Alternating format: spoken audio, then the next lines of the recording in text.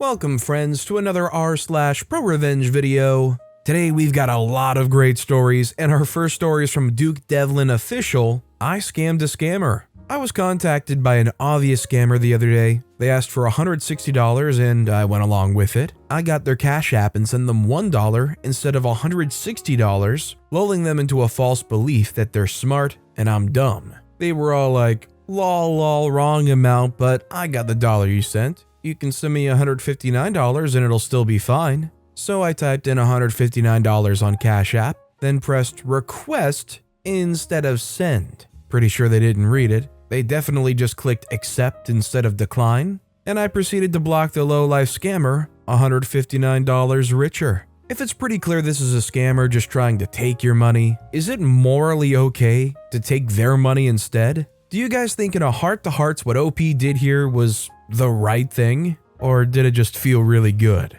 Let me know in the comments down below. Our next story is from Unsafe Tuna. Changed the Wi-Fi password because my roommate kicked me out, so her best friend could take my room. I, 23-year-old female, was living with my roommate, also 23-year-old female, for the past year. A few things to know for context. She's been overseas since March, and I was looking after her cat while she's overseas, and she won't be back until late July. We've known each other since high school, where her best friend also went to school with us. Roommate and I were on the same soccer team for 6 years, and I considered both of them my friends. Her parents own the 3-bedroom unit. The third bedroom's used as an office because it's tiny. I asked her before she left if she wanted me to clean her room while she was gone, vacuuming, dusting blinds, etc. But she declined and said to just keep her door closed so the cat doesn't throw up on the carpet. I'll refer to roommate as Rachel and her best friend as Cassie. In May, she sent me a text informing me that Cassie's mom was renting out Cassie's family's house, so they would need my room and I'll need to move out. She gave me a deadline of July, as that's when they get back from a music festival. Next day, I get another text from Rachel telling me that Cassie found black mold in Rachel's room when she came over to clean Rachel's sheets and asked me to clean the mold. I refused because it should be incredibly obvious how dangerous that is. All of this made me incredibly angry and even more betrayed that she would discard me so easily without a second thought, and still had the nerve to ask me to keep cat sitting for her and clean the mold out of her room, which could have been avoided. She also conveniently sent me the power bill for the last quarter that just happened to end at the end of June, but managed to overcalculate what I owed by $100 because she didn't factor in her share of the connection fee. Her cat also peed on one of my armchairs I inherited from my mother that are very precious to me. I sent her a message about getting them cleaned, and I've been left on red ever since.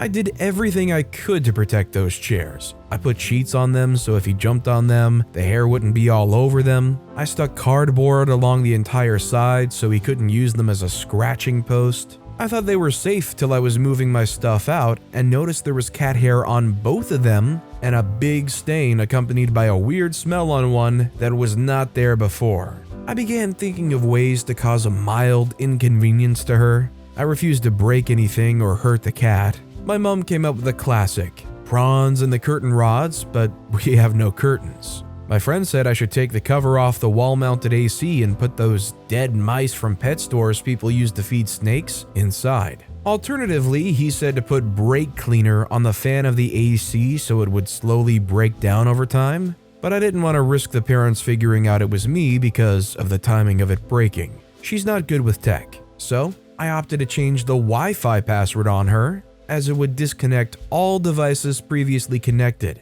and then she wouldn't know the password to get back in. I then ripped the sticker with the password off the router so she couldn't use the QR code to scan back in, and I changed the first letter to have a capital, so it wouldn't seem too far-fetched that she was just typing it wrong. She's in the midst of a law degree, so a part of me feels bad if she potentially fails any classes, but at the same time, she had no care for me, so why should I care about her classes when her parents pay for her degree anyway? So if she reads this because someone shows her, pay for the cleaning fee for the armchairs or I'll lawyer up.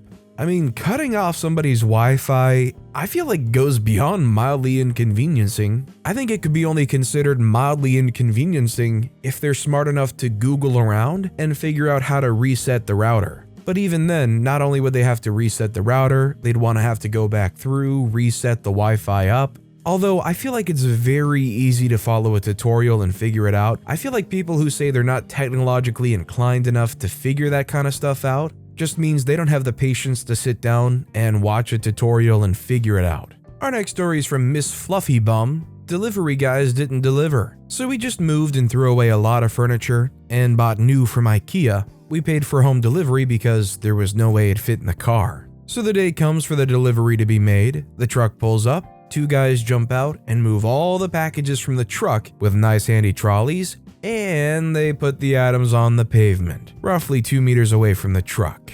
And we asked if they could help because it would be faster if we could use their trolleys instead of carrying everything, but no, they didn't want that. However, if we paid them $50, they'd gladly help.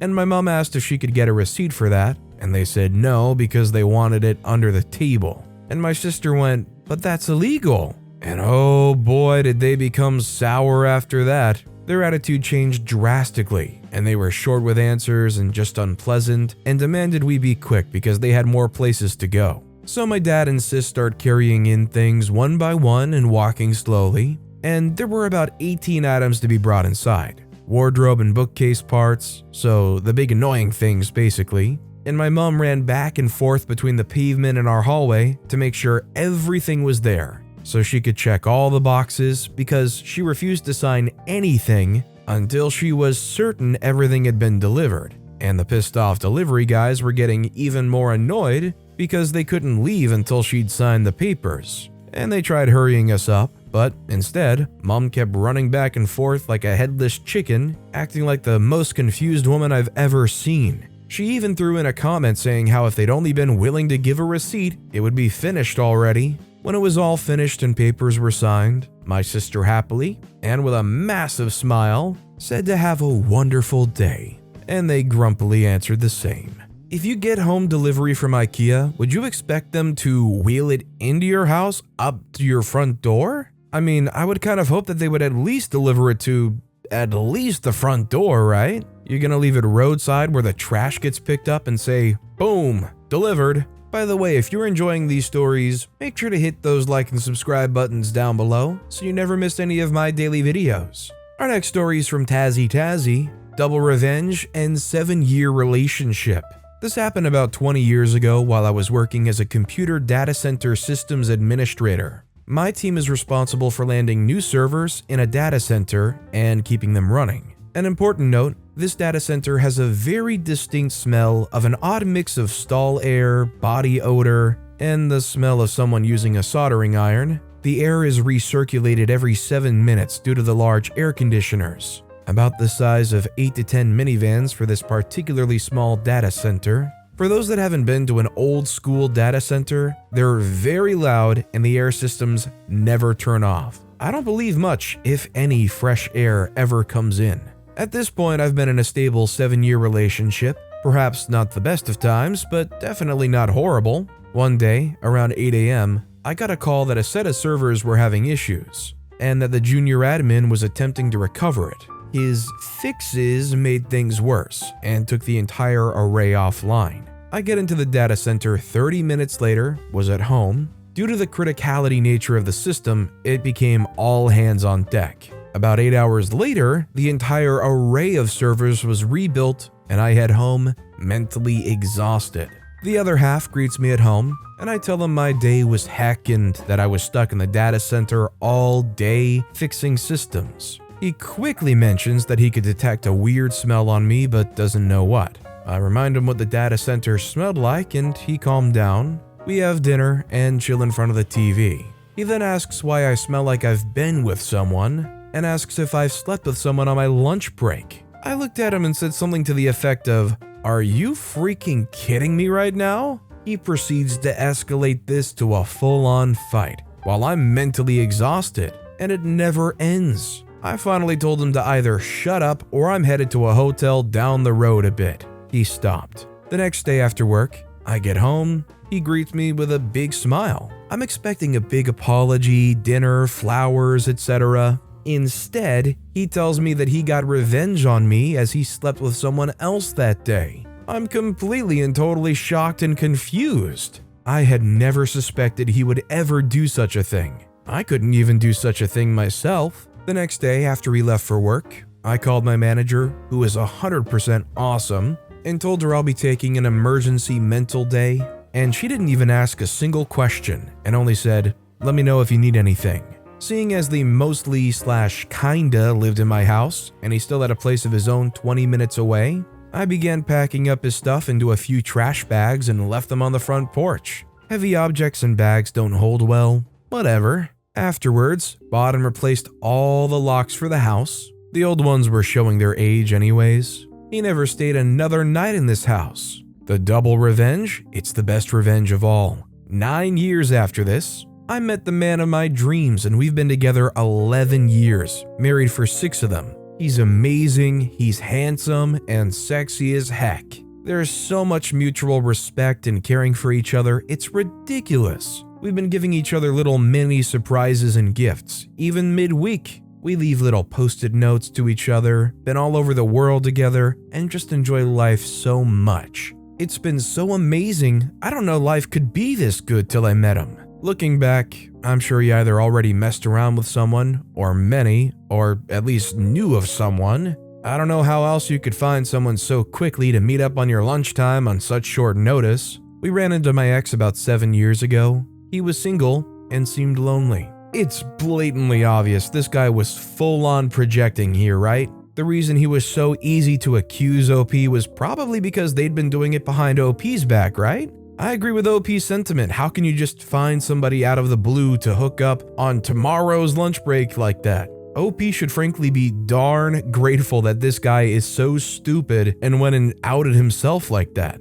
Our next story is from Rumble's Skill Spin. Manager thought he should protect his brother's wife's cousin from bad old me. This goes back to my first real job in a very small computer sales company. I was the technician/repair guy for both sales and internal users. Coworkers in the sales department would often consult with me on available inventory, valid configurations, delivery estimates, etc., which meant a short walk out of the office, around a wall, and into the tech area. One particularly attractive coworker, L, now my wife, happened to be a distant relative of the sales manager, M. Although, as I mentioned, all of the salespeople would come back to my area of the shop to consult. It was only when L would come back that M would find a reason to quickly follow. Sometimes it would be to check in with me, oftentimes it would be to use the bathroom, which was adjacent to my workbench. His approach, seconds to minutes after L arrived, happened with such frequency that it became quickly obvious,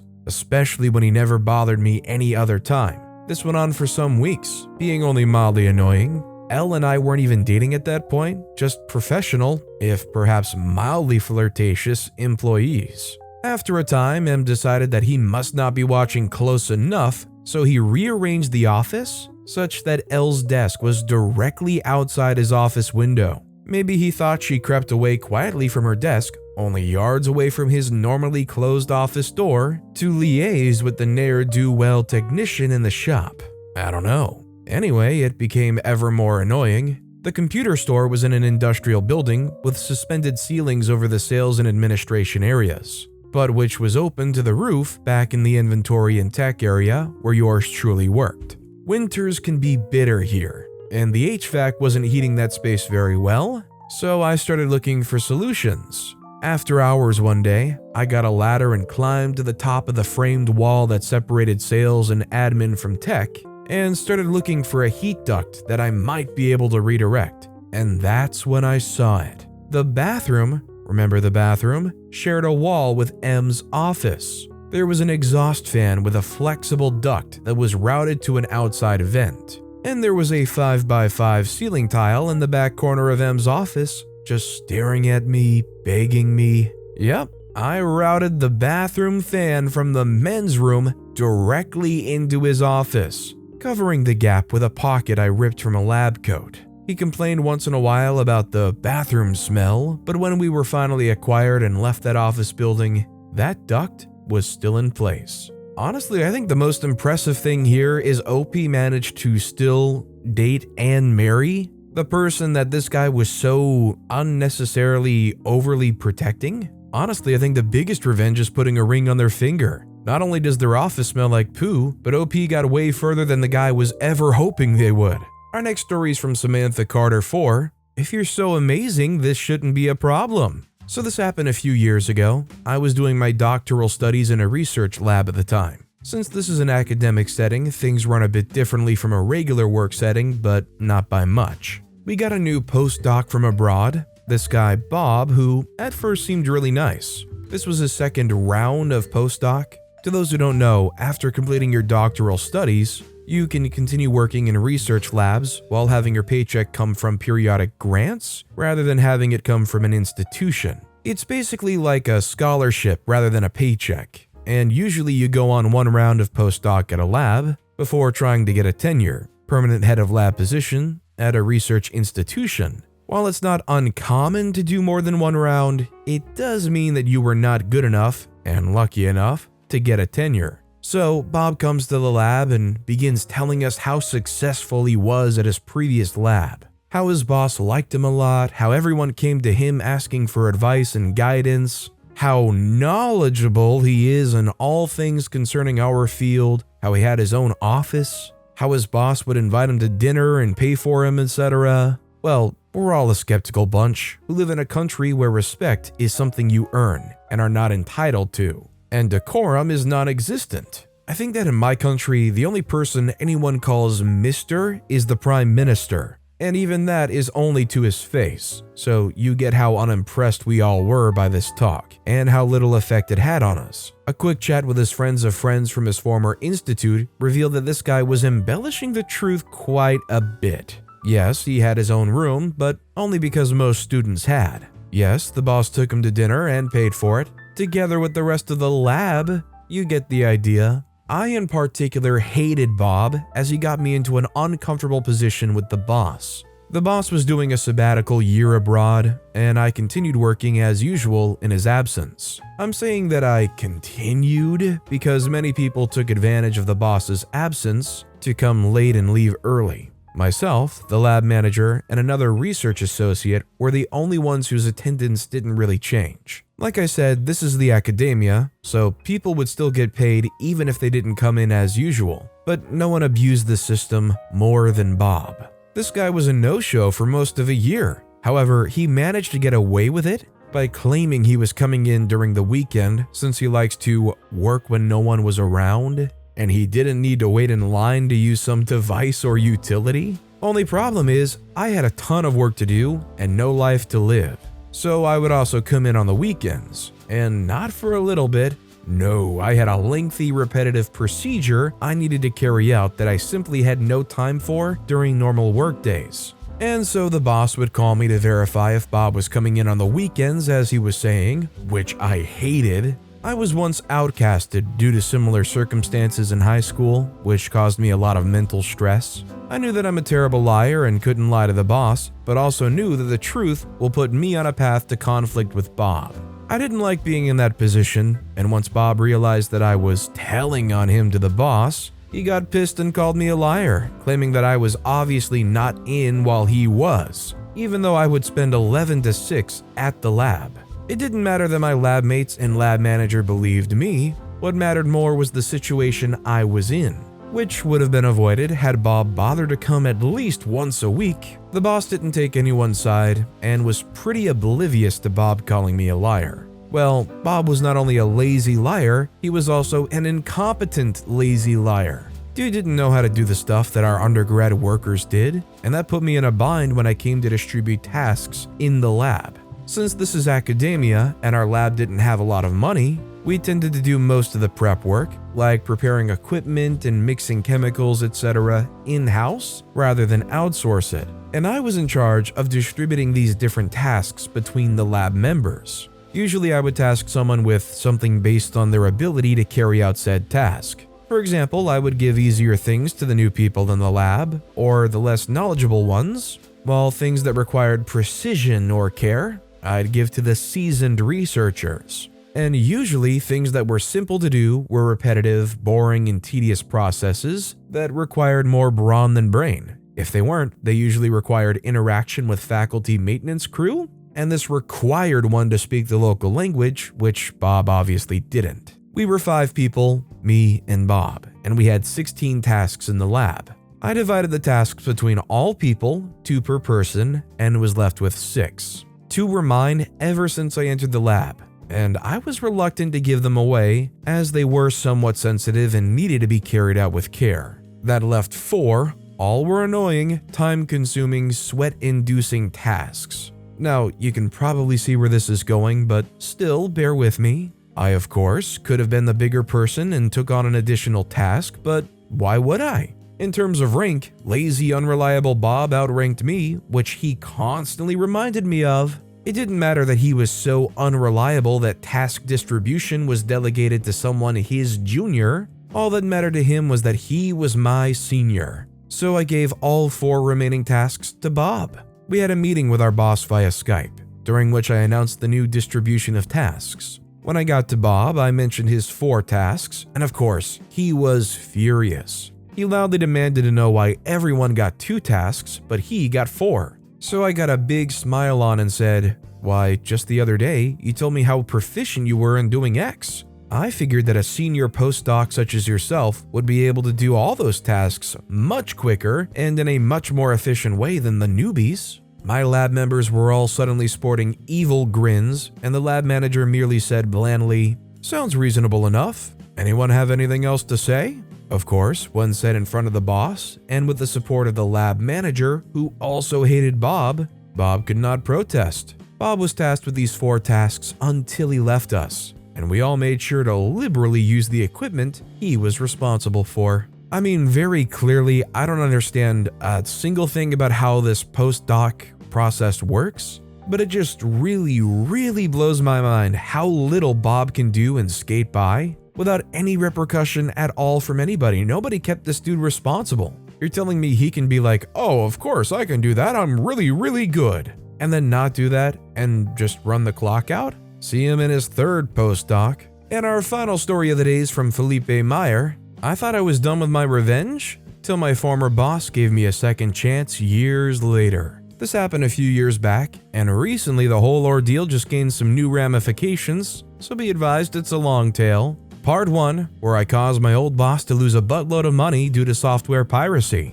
A little context, I'm a teacher with a degree in advertising and have been involved with IT for the past 20-something years. Although I found my love for teaching just some 10 years ago. I passed through a lot of schools in the meantime, from the big ones to the smallest ones, and accumulated a bunch of experience both in the classroom and behind the scenes, designing workbooks, video courses, learning platforms and such. So I started thinking it was past the time to migrate to a management position. The opportunity came in a prestigious school of digital art, and I became its teaching manager, overseeing all the teachers and the intern learning routines. It was a hard but honest job. For a time, soon it became obvious that my boss was not exactly what he tried to present to students and employees. He would display bursts of anger and antagonize the team, demanding impossible results and asking about tasks that he never assigned, but somehow was our job to guess.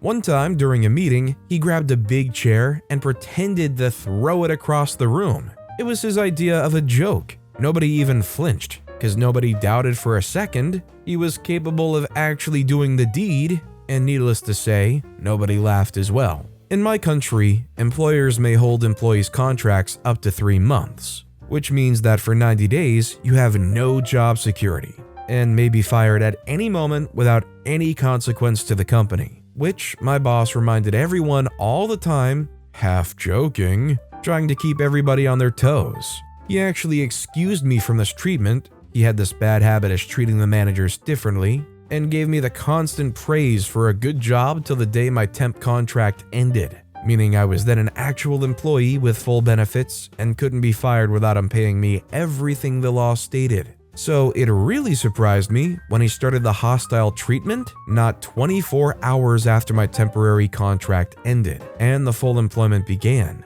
Gone were the praises, and in their place came screams, bad reviews, and more insane demands. We paid an outside company to do maintenance on the classroom PCs every week, but somehow bugs and crashes were now my fault. One time he made me stay after hours on a Saturday after all students and staff had left, and prohibited me from going home before I had all computers running smoothly. He asked me to find him a new seller, and I introduced a friend, making it clear that by no means I was asking for him to be hired. I was just making introductions, and if he liked the guy after they talked, it was his own decision and responsibility to hire him or not. A few weeks later, he gave me an earful for going for drinks with this friend of mine, saying that managers should stick with managers and that I should mingle with him, not the staff, because they were beneath us, apparently. I said this was absurd, reminded him that I knew this guy for years already, and that if he wanted to, he could join us for drinks anytime.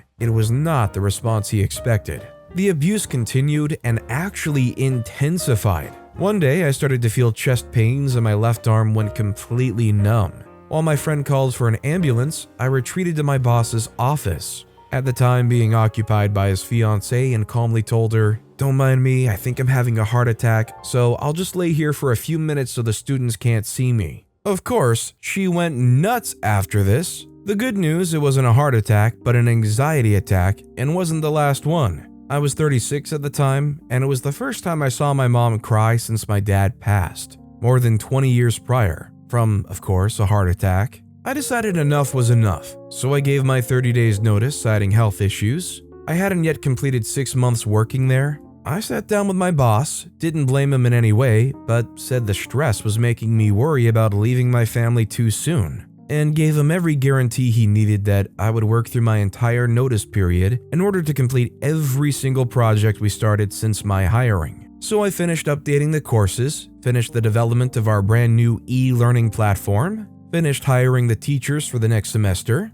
I even shot videos to promote every single course on the school's menu. Less than a week to my last day, he called me into his office to show the company's new career plans. I don't know the equivalent term in English, but it's the path planned by the company for the growth of each position. They say, "So you see, that's what you're going to earn in a few months. That is, if you stop being a sissy and just do your freaking job." I could not believe it. After all the abuse, all the toxicity, I had tried to go the higher road and end everything on a good note, and he called my health issues being a sissy? I was done. I told him to just deduct the next few days from my final payment and left. Now for the revenge. Remember how I introduced him to a friend and he actually hired the guy? On my final days, I announced my boss I would open my own school after leaving, but failed to mention that this other employee was my business partner. So when my friend asked himself for his 30 days notice, our boss went livid. He all but threw out my friend, telling him to never put his feet there again and leave immediately. According to the law, that means he had to pay for that whole month, plus every remaining day he worked before, plus commissions. Adding to that, my own last payment, which came to 6 months of benefits, had more than enough to start our new venture. But that's not the revenge. He actually made us sign a sort of NDA with a bunch of illegal clauses, which made the whole contract invalid, preventing us from revealing any company secrets during or after our time with them, at the risk of being fined $30,000, around $6,000 US at the time. However, no contract in the world may prevent one, at least in my country, from reporting any illegal activities, which is why I did not worry one bit when I reported him and his school for having 50 plus PCs running on pirate versions of Windows, Office, the whole Adobe suite, Revit, Cinema 4D, 3ds Max, and a lot of very other expensive software. Not long before this, a big and traditional chain of stores had gone bankrupt in our state for having to pay retroactively fines upon fines on Windows alone. So it's an understatement to say that the government was taking piracy pretty seriously at the time. It gets funnier when you realize that the reported person receives an email with this whole complaint, apart from the author of the report, the minute it's filed, so he can prepare his defense. His response wasn't at all unexpected. Some 5 minutes after our report, a similar email came into our inbox, reporting us for 30 unlicensed copies of Windows and many other programs. My business partner still talked to the finance manager on our old job, and knowing our ex-boss would probably be right beside him fuming and screaming, decided to send him a picture of our only classroom. with no computer in sight. We decided to specialize in classes about comic book making, which dispensed computers, and whenever we would host a class that demanded it, we would ask our students to bring their own. A few weeks later, I heard that the whole remaining staff abandoned ship, leaving him with only an intern and a few teachers without permanent contracts. My former boss kept tabs on us, and learning that some of his teachers were contacting us to host special classes, started to blackmail them, threatening to terminate their contracts if they insisted on doing business with us, even though there was no exclusivity clause in their contracts. Some of them called on the bluff, and he had to pay another crapload of money on breach of contracts alone. Time went by, and I hear the guys counting his pennies and struggling to keep afloat. He used to open full classes each 6 months, occupying every date and time available. Now, he can hardly fill a turn. Started holding only night classes and not even every day. Half the week he closes his doors, not having enough students nor the money to pay employees on these days. Before I left, he'd paid $40,000 on the architectural project alone to expand the business within a year. But now I hear he's considering closing his doors and offering only online courses, even before the pandemic. And now for part 2, where, years after my revenge, I made my ex-boss again pay a bunch load of money, this time on legal fees. First of all, I need to say that my own school has closed its doors. Me and my friend weren't a good fit, as business partners at least, and now we're not even friends. That's life. We cashed out, sold what could be sold, and each went on with our lives. I may even eventually write about my petty revenge against this guy. You can say I hold many grudges, but this tale's not about him. Some months later, I found out our ex-boss was suing us. Our school, that is, which, as I mentioned, didn't even exist anymore. My ex-friend's sister, who's also a lawyer, contacted me and told me about it. I couldn't find anything about it on the public records, since the lawsuit was running on court-ordered sigil. I talked to my own lawyer, and she said, if they didn't cite you directly, pretend you know nothing about the matter. And so I ignored the issue for a few years. During lockdown, the appointed official finally found me at home and served me. That also gave me access to my boss's claims, since I had 15 days to prepare my defense. My wife found me laughing out loud in front of the computer. His claims were absolutely ridiculous. He claimed I stole his courses and used as proof a print from our now offline site, side by side with his own, saying something in the lines of, "It becomes obvious that both schools have the same courses." However, he presented no explanation of the similarities besides the names, which weren't even the same. We had a segment of trainings under the umbrella graphic design, but no class with that specific name, for example, and no other class on any of his main subjects. Also, most of our classes were in the topic of comic books, which he never worked with. He also called us cynical for daring to compete with him in the same market, even if it was my own previous experience in the learning sector that landed me the job in his firm in the first place. At one point, the document cited a statement from our site where we said that we took our previous experiences as a way to learn with our mistakes and do differently, and called it a confession of plagiarism. I asked my lawyer to let me write my own defense, leaving her the task to translate it to lawyerism. She actually copy-pasted my full statement, saying she couldn't have argued better. I put on paper all the repulse I felt, cited all my experience with teaching, and rebuked every single one of his claims with facts and actual proof, attaching printed conversations, saved emails, and bringing attention to his own lacking of proof. The judge tossed the case and made him pay all the legal fees, including my lawyers. He could have avoided it if he had entered the lawsuit in small claims court, but since he wanted the $30,000 from the NDA, plus damages and sigil,